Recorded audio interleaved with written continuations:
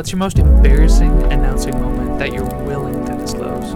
Oh gosh, and most embarrassing. I'm so new at this that there's still a few, but probably my first harness meet.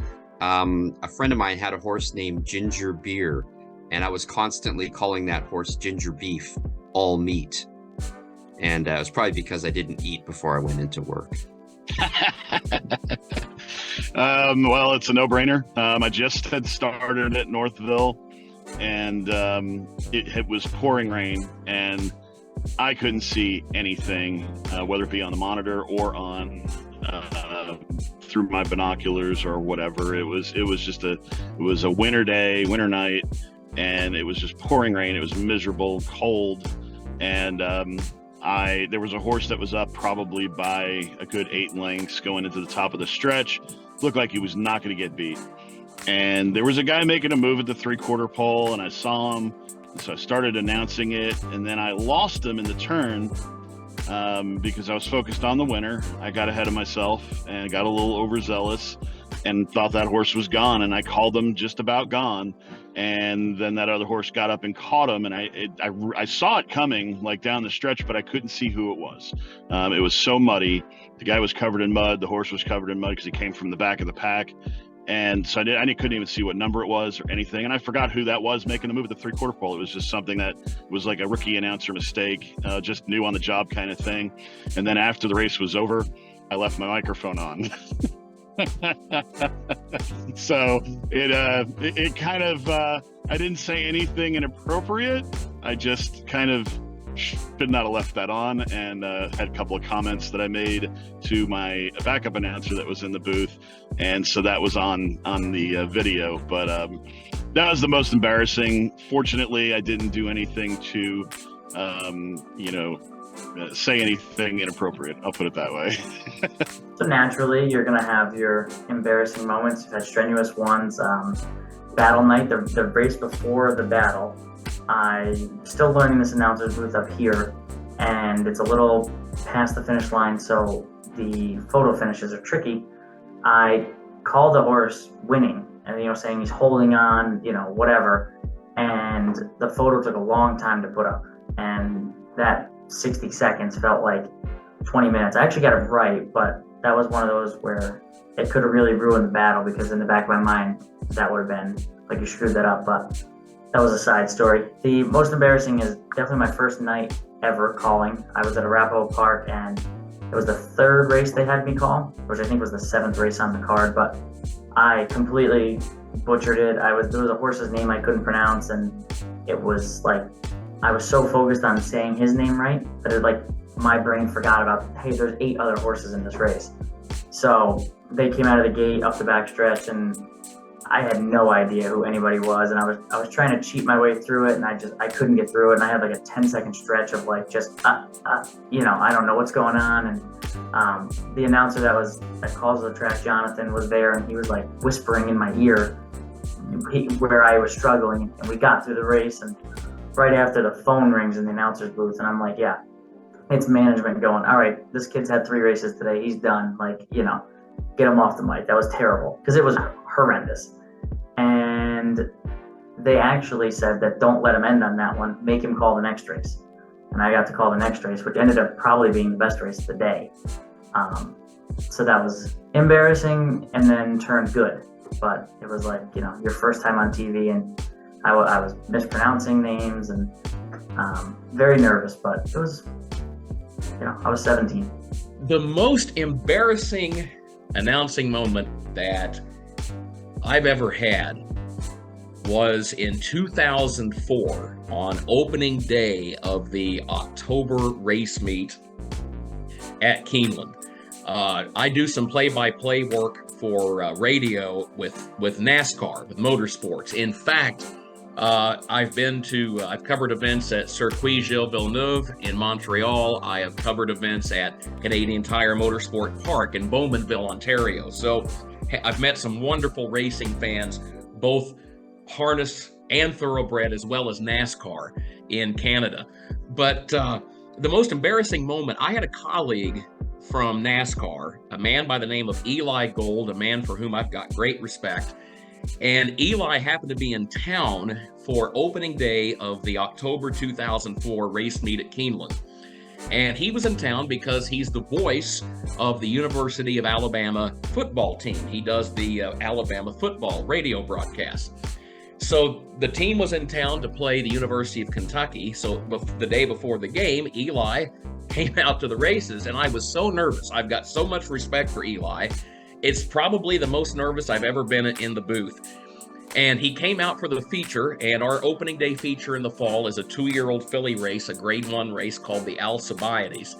And I absolutely blew the stretch call. And I mean, the filly that won was a filly named Runway Model, and she was coming from deep in the pack. Well, the owner's silks were predominantly white, but coming from off the pace, the jock was covered with dirt and mud, so the silks looked brown. And that's what threw me. I'm thinking, there is no jockey in here with brown silks. This can't be. And it was only at the last second, right before she hit the wire, the jockey turned his shoulder as he twirled the whip, and I saw the number 8 on his sleeve. So I quickly checked the program for number 8, and okay, that's Runway Model. But Eli was too gracious and kind to say anything. But oh my, I remember that poor filly Runway Model. She went on to become the dam of a 3-time Grade 1 winner named McKelvie, who's now at stud here in the States. But poor Runway Model never, ever got a call in the stretch until right when she hit the wire. For your harness racing fans, the most embarrassing moment I've ever had in a harness race was at a county fair early in my career. And there had been a rain shower that hit right in the middle of the card.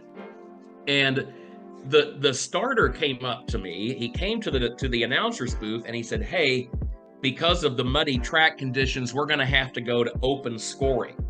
And I had no idea what he meant. I didn't know what open scoring was. And whatever announcement I made it clear I had no clue what open scoring was. Well, I figured it out when he stayed in the booth with me, and then he took the mic, and what he meant was, we're not going to use the starting gate.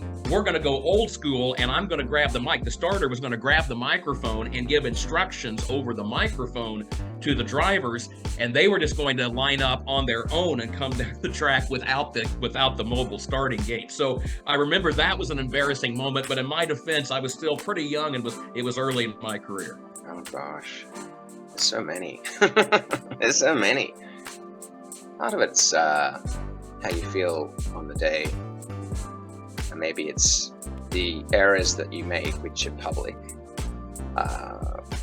Some days you can roll with that because they're not as blatant. But I can't really say how embarrassed I felt, but I remember calling a race where I just didn't know who was in front, and the horse was well ahead on its own. And I'm like, why can't I go to the program and look for this name? That was in Australia when I was younger. I retrieved it late. That was fine, but it was an embarrassing moment at the time because I had no reason not to be able to find it. I just sort of froze up because I can't remember it. And for some reason, I didn't refer to my program, and then I just thought, God, what's going to happen? And I just sounded terrible. But it was a learning moment. More recently, photo finishes are usually the ones that really upset me. They upset me greatly because sometimes I really think I've seen it correctly. I'm like, what? A dirty head bob is such a thing I've learnt of in the United States and Canada. There is such a thing as a dirty head bob, and the dirty head bob it's had the lead on every bob up for that one split second. A bit like Victory Gallop winning the Belmont Stakes over Real Quiet. And sometimes when you're confident and you think I'm getting photos in a row, and then you just go for it. So I don't know which race it was, but there's been a few. There's been a lot. Calling the wrong horse is the main thing, though. I've called a couple of wrong horses and corrected it, but the flack that you get is what is hard. And I've struggled with tweets and negative criticism that's not constructive, and I've got better at that. I've got a lot better at handling that because I think people are out to just kind of find your weak spots. But as as a person who takes it seriously and doesn't want to make mistakes, I accept that I'm very sensitive, and so those things bother me. So I would say Tonebroke's race was interesting in the Breeders' Stakes, because I thought Tonebroke was beaten. He went to the inside and he wasn't really doing anything, and I thought this horse, who was well favored, was struggling. And no sooner had I said or thought that he pulled it off the rail and started to make a round in the pack, and I went, it's going to win now. I know it's going to win, because not only because it was running on me, because I said that. Well, it always happens that way. And along it came, and it was a winner, and I turned it around really well in that race for some reason. I was quite proud of the way it finished, but I don't know. I've had calls where I just got photos wrong, and I thought they were right. It's okay if I was on the fence, but when you think you're right and you're like, wow. I don't know. I think the other part is there are just times when you do see a horse wrongly and you call it, and then you see that it's back in the field again. You go, I can't be there twice. It can't be in two spots at once. So I've learned that a lot of those moments are always going to happen, but it's the art of disguise. And then it's the ability to not be so hard on yourself. I think it's important to take stock and strive for excellence, but not perfection, because perfectionism is almost a disease. So I've learned that. And I've also learned that your public's memory is shorter.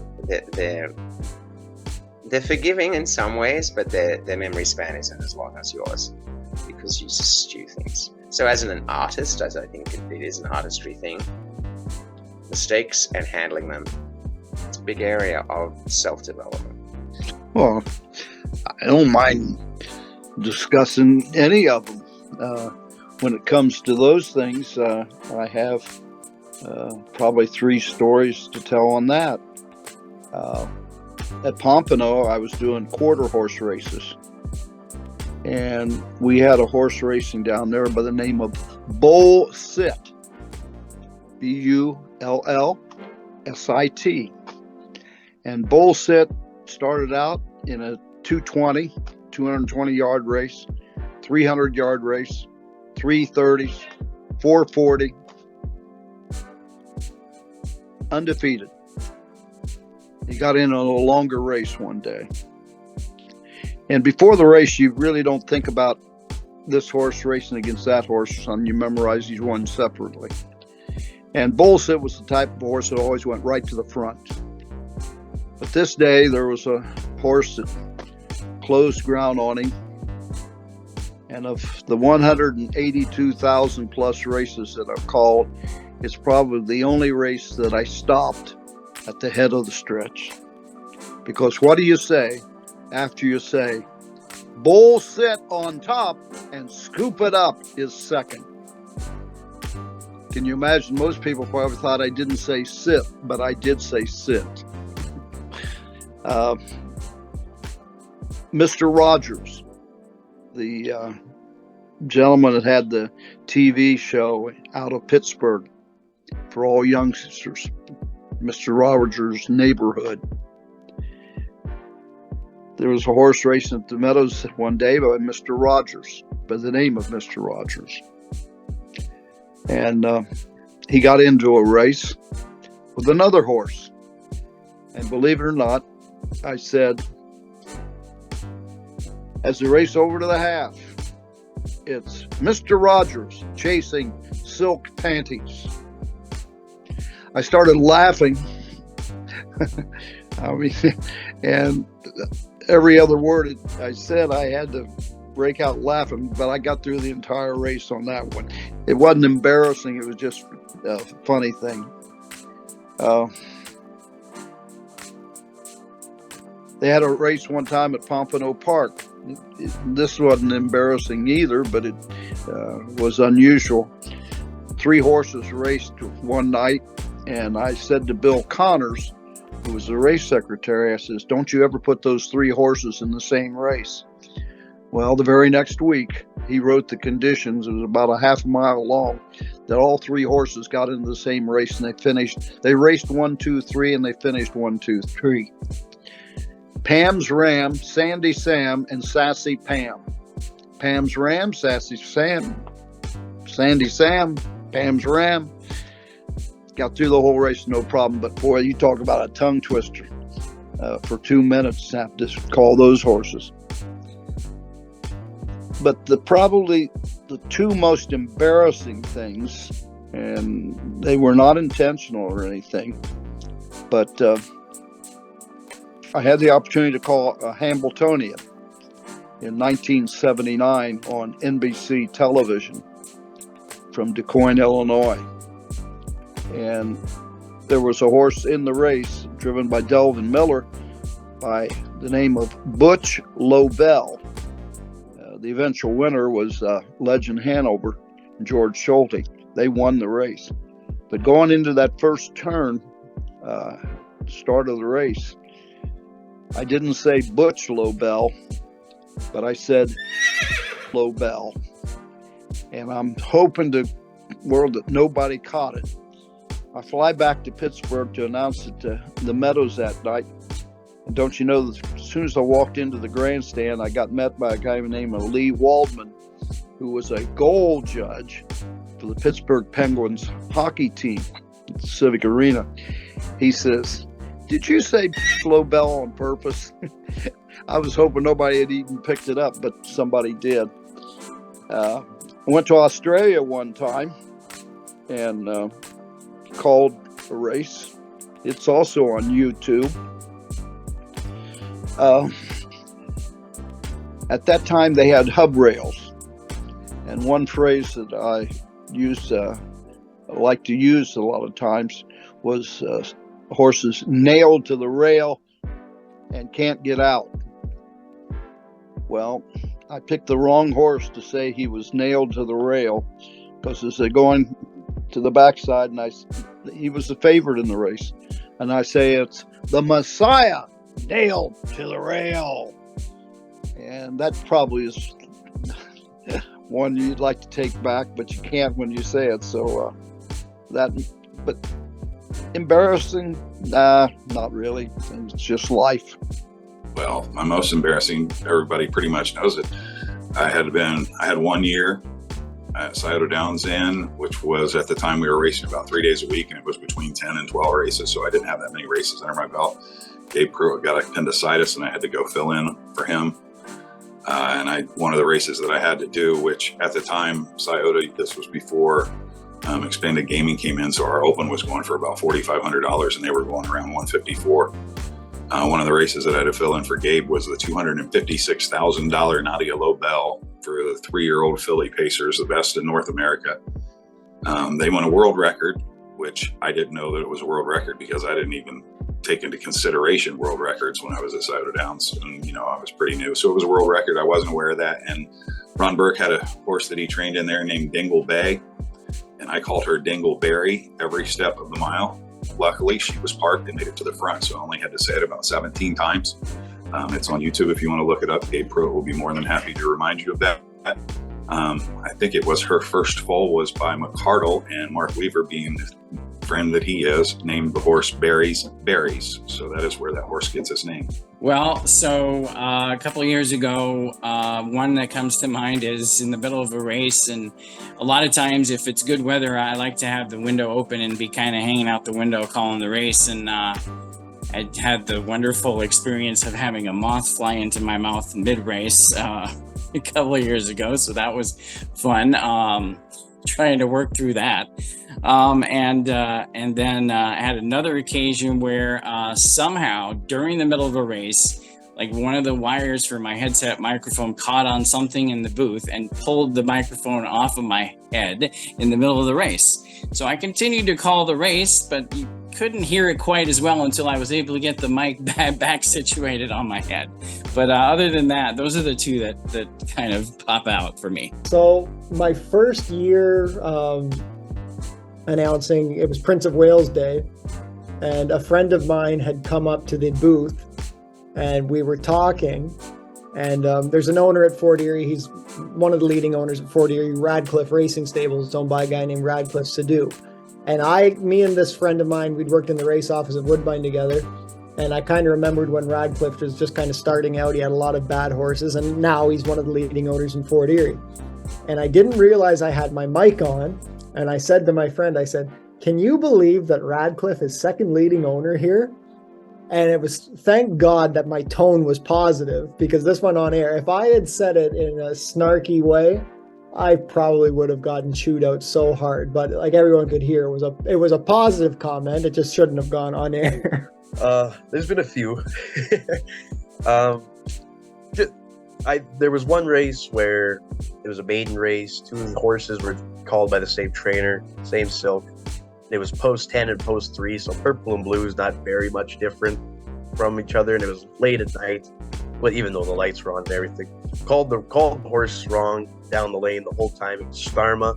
I kept calling, and it was actually Lilies of London at the end, and right at the line, I saw 3 instead of 10. I was like, oh, that's Lilies of London, never mind. So it was the same trainer, those same silks and all that, so it was kind of, it was like, pretty close enough, right? So, but those are the things you don't want to be doing, especially for their first win. I mean, again, this is my first season. There's been so many faux pas and mistakes and such like that I've made along the way, and I take ownership of every single one of them. I mean, I have, at the end of the race, accidentally called a wrong horse as being the winner, said the wrong name for a horse.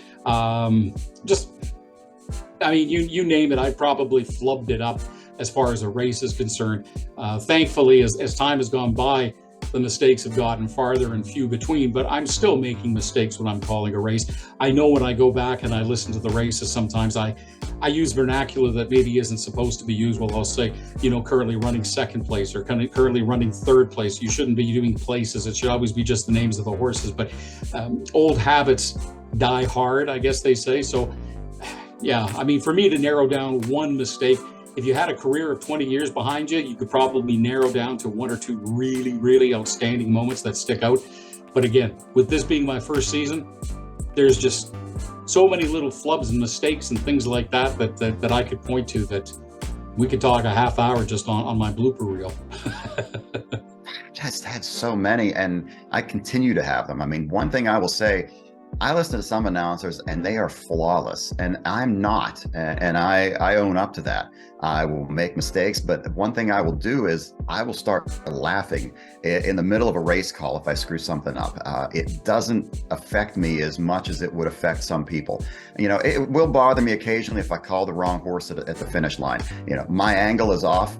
And even after 3.5 years of full time sitting in Roger's old chair and being at that angle, I still miss it once in a while because I'm about 15, 20 feet past the wire. And I know the outside horse has the advantage, but sometimes it just looks like the inside horse is going to get there. So it does bother me if I call the wrong finish, but if I get tongue tied in the middle of a race, or there's times where I'll have flipped my program ahead to put in a change in the 7th race, and the 6th race post break comes out and I say, here are the horses for the 7th race. The 6th race, and I just laugh at my own mistakes. So the mistakes don't affect me. Years ago I used to teach public speaking at the collegiate level, and one thing I told all of my students back then was the difference between a bad public speaker and a good public speaker is about 1,000 speeches. And I said that the one thing that I guaranteed that would happen to them as they went through the class was that they would be embarrassed in front of the group so many times to the point where they wouldn't care about it anymore. And I think that's kind of where I'm at when I make a mistake in a race. I've been doing this a long time. I know that, well, I'm reasonably sure that if I screw up and call the wrong horse at one point or another, I'm not going to get fired. But I'm not expecting myself to be perfect. I make a mistake, I laugh about it, and I move on. This one's pretty easy for me. It's an embarrassing moment for myself, but one that I'm not sure others might have picked up on. Of course, there's been those races where you kind of lose your breath in the moment, or you almost cough or sneeze. I mean, that does happen. I don't think those are super embarrassing because, hey, we're all human. But for me, as I mentioned, my full-time position at Woodbine Entertainment is senior manager of communications. So one night between races, I was writing up a press release. I think it was a recap of a race.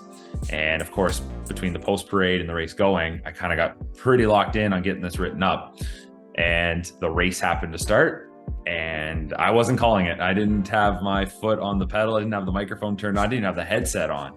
And I could hear the beep of the timer out in the next room. And I went, uh-oh. And I looked out, and the race was going. There was nobody calling it. So I threw the headset on really quick.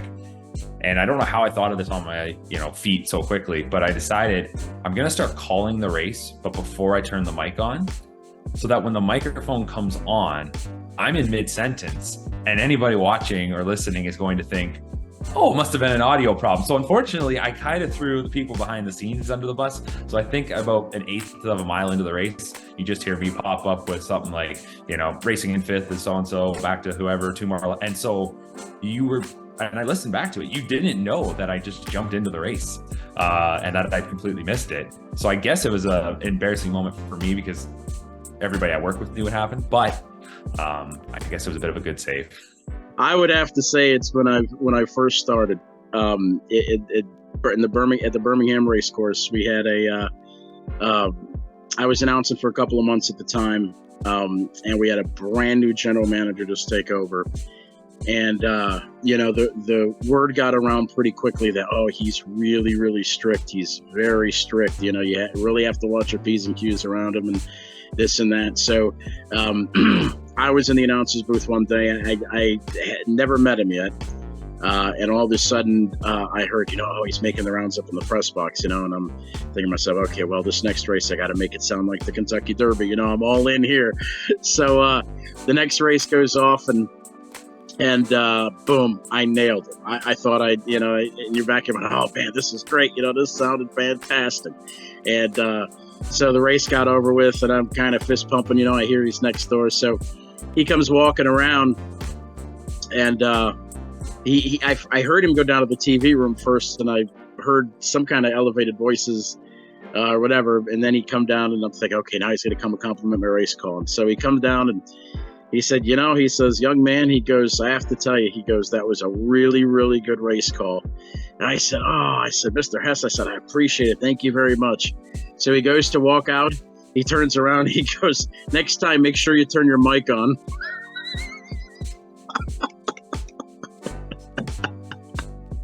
I forgot to turn my microphone on. I was so nervous. All right. Well, most embarrassing announcing moment I'm willing to disclose. There was a horse named Smothered Chicken, and my brain did not process it as Smothered Chicken. So for multiple races, I called the horse Smo the Red Chicken, which if you write out Smothered Chicken and break it out, it does break out to Smo the Red Chicken. So that's got to be the worst one I ever did. Oh, this one keeps me up at night. So there's two cousins here in Manitoba, Mitch and Dean Ray, and there was one race. They're coming down they're both drivers, and they coming down the stretch, and I don't know why I was gonna say the Ray boys, but in my head, for whatever reason, I said the Dean boys. I don't know why I got it mixed up. And again, that's the race. I don't know where it is, and I'm not gonna find it for you. It's somewhere on YouTube. It's just like, and it's so dumb because no one else heard it. And it's just in my head forever that I screwed up. One time, because our program pages, sometimes you have program on race on the left, race on the right. And 99% of the time I folded to just have the one race. At one time, I literally started calling the race with the wrong race. The good news is I realized it during the first quarter, and I caught myself.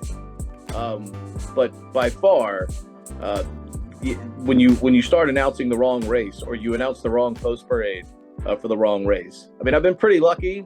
I've not blown a finish yet, but I mean, a lot of us are no longer on the wire. Rosecroft's booth was set when Rosecroft was a half-mile track. Rosecroft from 1949 to the 1980s was a half-mile oval. Then they expanded it to a 5/8 mile track. It's probably the fastest 5/8 mile track in North America. Apologies to Pocono, but I think Rosecroft Circus is as good as any in the country, as evidenced by Allywag's world record. But, you know, our booth, because it was set for a half-mile track, now we're off the line. We're not on the finish line. So you're kind of, you know, hedging on a very close finish because you're off the wire. We have a big screen in the middle of the infield. I can always turn to my left to a TV monitor if I think I really need it in that situation. But more often than not, you know, we try to call it. And you know what? Sometimes it's so close that you just got to be a human being and can't try to be a hero and call it. Because if you call it and you're wrong, the public is going to, you know, right or wrong, you know, it's a razor thin finish. But if you're wrong, the public is going to see that, and that's going to hurt your credibility. Sometimes you just got to say, you know, photo for win. I mean, it's that simple. You know, and I think sometimes in any industry, doesn't matter what form of business we're in, sometimes your ego can get the best of you. And I think you've got to be willing sometimes to cast that ego aside. I mean, are you willing to ruin your credibility trying to call the fourth race on a Tuesday night at Rosecroft when you're really not sure who won? I mean, that's the question you have to ask yourself, I think, anytime you perform in any business. Is it worth, you know, your credibility just to suit your ego and go, oh, yeah, I called that close finish in the fourth race on Tuesday night at Rosecroft? To me, it's just not worth your credibility. If you're not sure, don't call it. Just say, hey, it's photo for win, and, you know, hold all tickets. I've had a couple at Leamington. We've had our fair share of kind of disasters, but one that kind of stuck out to me is I was in the middle of a race call and I got stung by a bee on my back, and the bee would not leave me alone. So that race was kind of a disaster, and I really messed that up. And other than that, kind of just leaving the mic on and talking over it when you're talking to someone next door and you totally forget to shut the mic off, that is quite embarrassing. But the bee one kind of sticks out to me. Anybody who's announced races at Rito Carlton knows there's a lot of bugs around. And one time I swallowed a June bug just before the half when I was calling the race, and I couldn't spit out any more words. But thankfully, Glenn Pearson, who also called horse races from time to time, was sitting with the judges. So he quickly jumped in, grabbed my program, and called the race. And that was pretty interesting. Doesn't happen very often. Well, we always get caught sometimes, and usually it's between the 1 and the 7 with red and with pink. So with the eyes not being as good as they were before, I can see from afar, but now I need reading glasses to read the programs here back and forth. So I've had a couple times where I've got the 1 and 7 mixed up pretty close to the wire. Probably the one time I called, I think it was a world record for Velez Hanover in 51 and 3. And at the time, my program didn't have the actual all the times and their track records, and I didn't even think that it was going to be close to that day. So not knowing that was the world record at the time was probably the most embarrassing thing. So a bumblebee landed on, there used to be a plastic plexiglass bubble, and it, in the middle of the race, it landed on my bubble, and I got the great idea that I would swat it, and I swatted it too hard and shattered part of the bubble. And David Stewart, who's now a judge, was the charter then, and he started laughing because he looked downstairs. There was a barbecue directly underneath, and the piece of the bubble fell down, and he's looking to see if it landed down there on them, and he's laughing, and I can see his reflection in the glass. You have to picture Flambeau, but I can see him laughing, and then I'm laughing, and I stop laughing, and I've got half a race to go, and I could barely get the last half of the race because it was just a funny thing. I've had times where I start to say the wrong horse at the finish. I also do Saratoga harness. One time there was a three-way finish, and instead of saying photo finish or too close to call. I tried to call it, and sometimes the outside horses fool you, and that's something you learn as you go along. It looks like the inside horse has it, or it's closer than you thought. If it looks like a tie, it's usually the outside horse. That's what I found out. So that's embarrassing. You never want to do that. Unfortunately, no matter what, you're going to make mistakes. You got to swallow them. They're not fun. Even though I've announced this many, when I make a mistake like that, I'm still not happy. It's like, ugh.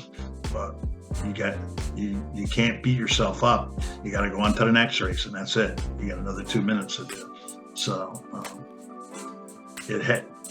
luckily it happens to the best of them. The best, though, probably don't come nearly make as many mistakes as I've made. But you learn for those, and you keep going in it. That's it. The next time I get a close race, I've already had in my mind, I'm not gonna try to be the hero and call it that I think I got it. But that's something as you learn as you go. Unfortunately, you're going to make mistakes. Like I said, they're still painful for me, but you got to get over it and go on. I'll keep it family rated. We had I don't know if it was a claiming series or something at 4th and Downs. This was a few years back. And we had one for the fillies and mares, and we had one for the colts and geldings. And for some reason, I had this one horse in my mind, and I don't know why it gets in my mind, because I think it raced earlier in the fillies and mares. When the colts and geldings come up, that horse was still in my mind. And I called the race. And that was the horse I called. As soon as the race finished, I realized that horse wasn't even in the race.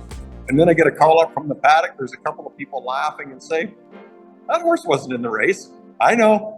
I realized that. But anyways, you can kind of make, somewhat apologies on the over the airwaves, and people are pretty receptive. They know everybody's human. There was another race.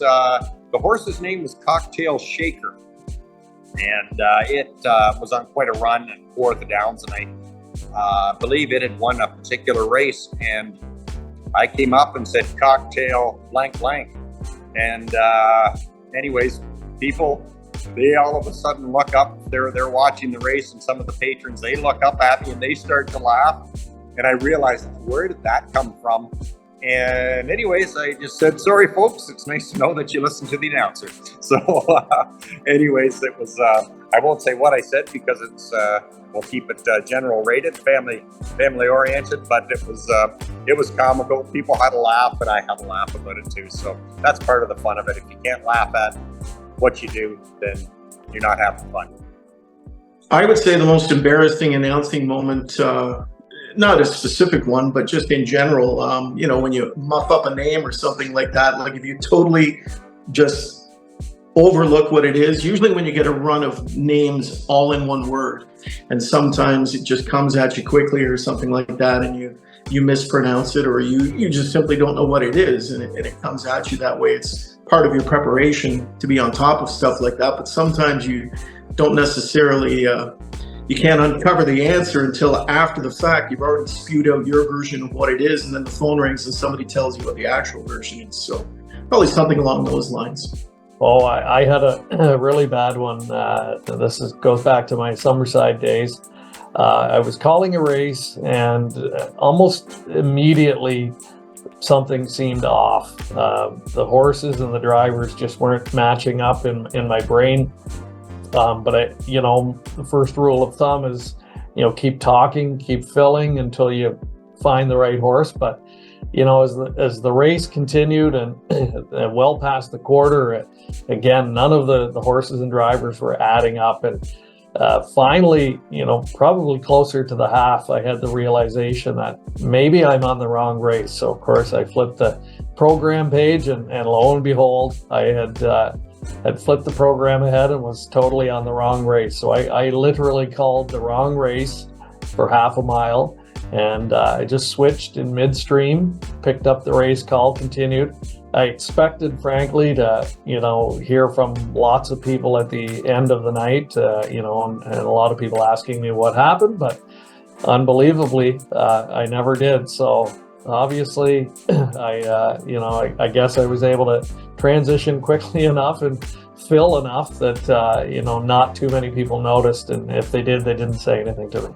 There's probably a few, but the one that sticks out is when I began, really. It was probably a year or two into it. So back in 07 or 08 at Northlands Park, when I'd make a mistake in the early going, I'd go home and I couldn't sleep at night. Now, mistakes are going to happen. I'm human. There was a really nice filly by the name of AP's Money Maker, racing and winning in London. And one day I had mentioned, wow, look at this pilly face. And of course, it's supposed to be, wow, look at this filly pace. So when I come back to the backstretch, we all had a great laugh in the track kitchen that evening after she had won. And ever since then, any mistake has bounced off me real good. Horse people have been great to me over the years. I think it was my second or third year announcing. And there was a horse racing at Hanover by the name of Gherkin, like the pickle. However, when you're 18 years old, I didn't know what a gherkin pickle was, and I called this horse Jerkin for the entire race until the judge leaned through the window and corrected me. When I first started in, there was a horse called Coconut Girl and a horse called Mr. PL. They kind of looked the same. I called Coconut Girl Mr. PL the entire race, and wasn't actually aware of it until the race was over. So, and that's going back a long, long time ago. Well, one that just pops to mind, I probably had all kinds of gaffes. I know that once in a while when a young horse comes out, they have a strange name and you just take a shot and it's completely wrong, but you take a shot until someone tells you different. But I do remember one time I was at Alberta Downs in Lacombe. I mentioned how I announced it in Lacombe. I think I ate a raspberry or something shortly before I started talking, and I got some kind of a seed or something stuck in my throat, and I could literally barely talk. So that's what I'm glad isn't on, YouTube or something, because I recall really struggling through that one, literally just being barely able to talk, and usually I have no trouble talking. It's so not even embarrassing because nobody would ever know. I think that's kind of a thing with announcing, right? Like when you make a mistake, people don't know it sometimes except for you. Everybody's called a wrong horse. Everybody said a horse name wrong. My favorite wrong horse name, by the way, this was not my most embarrassing moment necessarily, but there was a horse named Go Man Go, one word. And I just said Go Mango, like the fruit, like I'm cheering on a fruit. Go Mango. I don't know how that, anywho. Everyone has those kind of, I said a horse name wrong. So I think people who know me personally and who like listen to calls at Tioga during the summer, they know I probably have the Mets game on in the background because I'm a big Mets fan, which is hard to be. It's a challenge. It's a lifetime of just disappointment. But if I have the Mets game on, something exciting happens, sometimes I throw in like a race in the race call. I'll just update the fans as to the Mets score, especially when they take the lead during the race. I like doing it. It's kind of fun. And once the Mets, they won the first game of a doubleheader that was not a doubleheader. So I don't know why. It was just an afternoon game. And I just said the Mets take game one, whatever the score was. Game two, set the kickoff with whoever they were playing at 7:05, tune in. And that game didn't exist. And that's like in the race call. Feel free to dive through and find it. I don't know where it is. But that was just, it's like a brain part to me. I'm literally making things up. I'm just lying to people at that point. So yeah, to me, that's just a personal blunder. Because I'm sure there's at least one guy who's like, what is this guy talking about? That's not a thing. There's no second game today. Anyway. To me, that was pretty embarrassing because if I'm going to do something like silly and goofy, like throwing in the score of the Mets game, it better be like accurate, right? Like don't just make something up. So to me, that was kind of a dumb little blunder.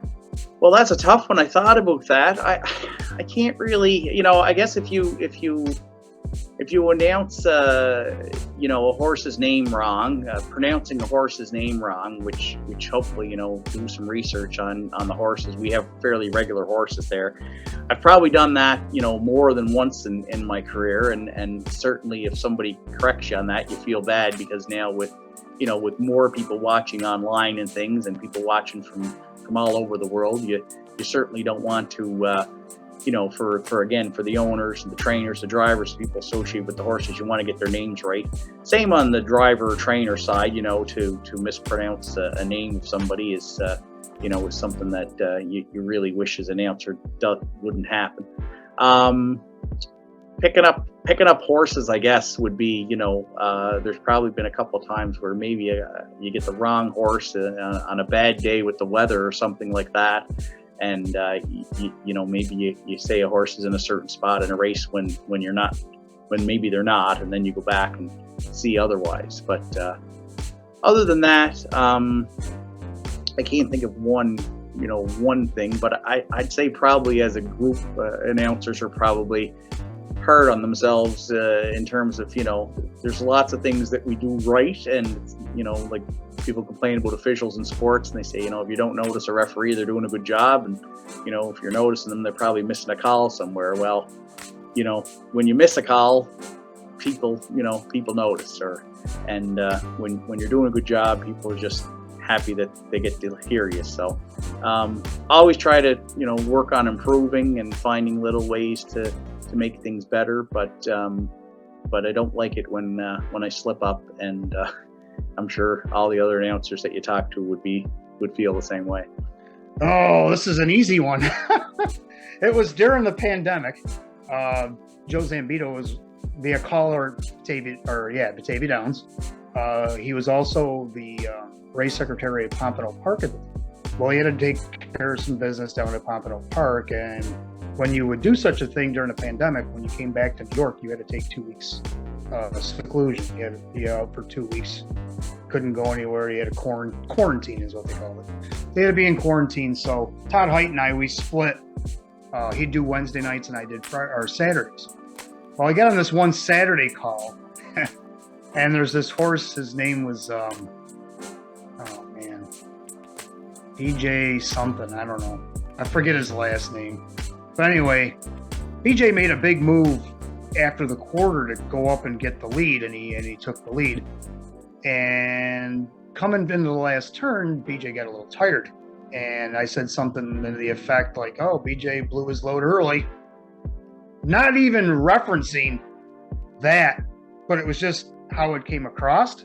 And everybody that was there, because there was very few people there, and they were blowing up my boss going, what did he just say?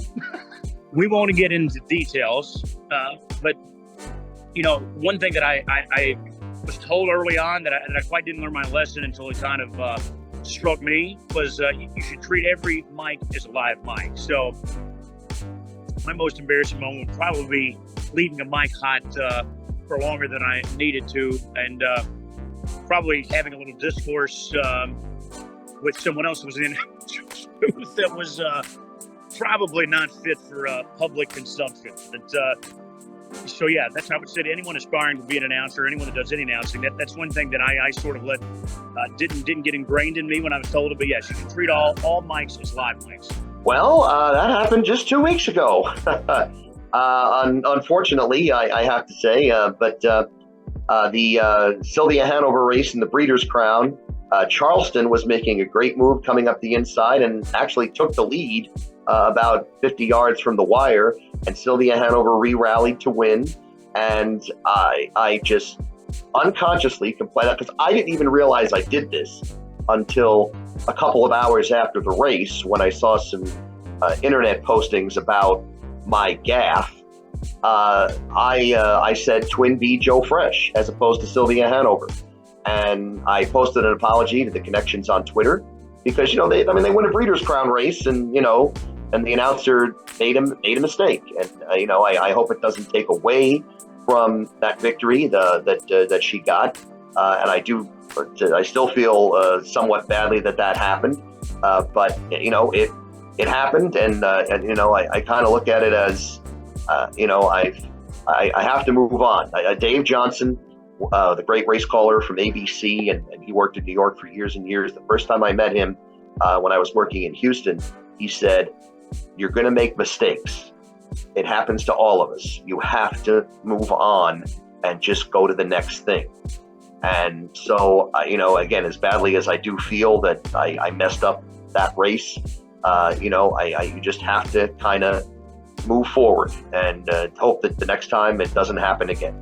There was an idea once at Quad City Downs that I should call a race from the track apron. I can't say this that I've reflected on this much, but in the moment I have to try to think about it. And when I got to the management had said, call a race from the track apron and mingle with the crowd. Okay. Well, when I got down there, the track apron was lower than the racetrack. And I said to the person whose idea it was, I said, I can't see the horses. And they were like a minute or two from the race, and I couldn't get back up to the booth in time. So they brought out a ladder.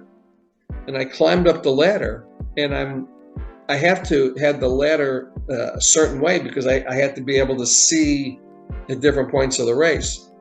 And I remember I'm on the top of this ladder, not standing on the top, but I'm near the top, and I've got the microphone on in my one hand, and I've got the program in the same hand, and I'm trying to look through my binoculars and not fall off the ladder.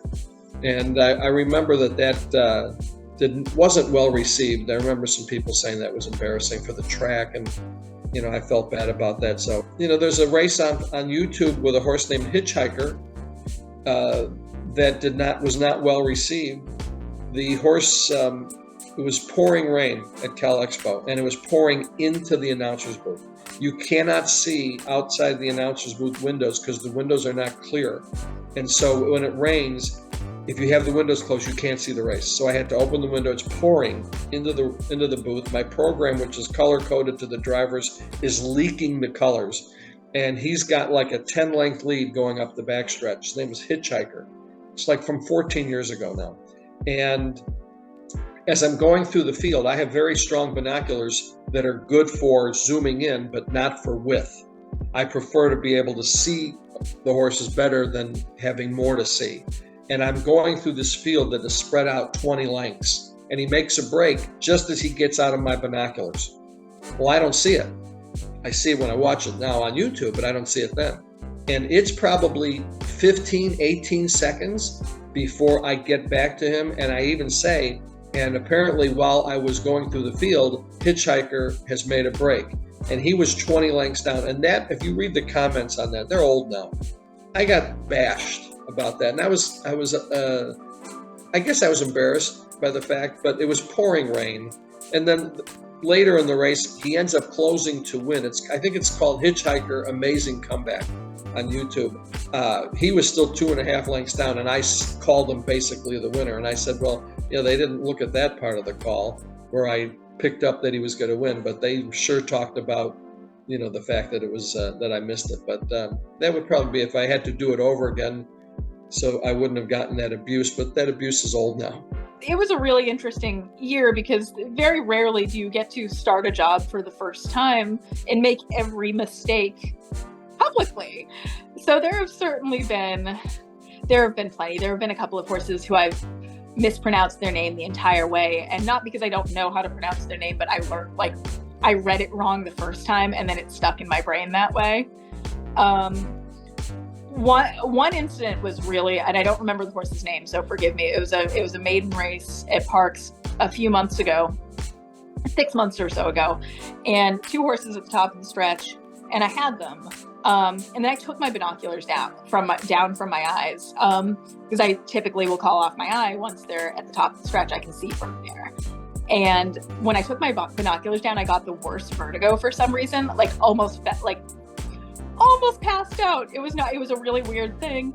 And then somehow I mixed up both horses' names and had the horses wrong, just wrong ping-ponging in the stretch, and corrected it at the last second of the wire. But I turned my mic off and I went, holy cow, I called that the wrong horse most of the stretch. Oh goodness. It happened in my first year in radio news. I was still in my teens, and I started on an all-night radio show at an obscure Peterborough radio station, concurrent with playing for the Petes. And I had an whole other life in hockey, and just from being in the right place at the right time, I got to go to the first World Junior Tournament in Leningrad, Russia, in December of 1973, when the Peterborough Petes went as a club team. But the Pete's play-by-play broadcaster of that era. He's gone now, but his name was Bill Bennett. And he got me a chance to read some news and sports on an all-night show at CKPT in Peterborough. And I was reading the news at 3 a.m. one night. Across the wire service comes a story that a bank manager in Kingston had been abducted by the name of William Kraftchick. And it came out crap. When I said it on the air, the switchboard immediately lit up, and I kicked off the microphone and said, "Oh God, what have I done?" And that was the worst blooper that I've made. Fortunately, it was at 3 a.m., but still enough listeners caught it to make me remember it to this day and eat humble pie over that slip of the tongue. I've had a few moments where I forgot to turn the mic off. Luckily, I didn't say anything terrible, but with the new headset, you've got to be careful that you turn it on and off every time, or you'll hear yourself coughing or breathing between races, which isn't good. But the moment that stands out to me was the very first race I called in that contest at Flamborough Downs, because I was terrible. I can't believe the public voted for me that day. That could have been the end of everything there. Back in 1993, they did not have the colored saddlecloths for each horse. You know how number 6 wears yellow and number 1 wears red and so on and so forth. Well, back in those days, all the horses in race 2 all wore green saddlecloths. And so the way to pick up your horses was based on primarily on the color of the driver. I didn't have the TV screen in the announcer's booth to help. We didn't have the large infield monitors, right? Many announcers use the binoculars, but I never mastered the art of holding the binoculars while speaking into the microphone at the same time. And in that race, I think there were 3 Whalen brothers driving, all wearing green and yellow. There were a couple of drivers wearing red and white. I'm thinking of Bill Budd and Mark Meegans and somebody else I can't remember, but I was misidentifying horses throughout the race, and I think it was a shambles, but somehow people voted for me, which was an act of kindness, I think. The winner of that race, I still remember, was a horse called Armbruster, and I don't think I called Armbruster's name until the final stride just across the finish line. So that was a bit of a comedy show, my very first effort to call a race. So I certainly appreciated how difficult it was.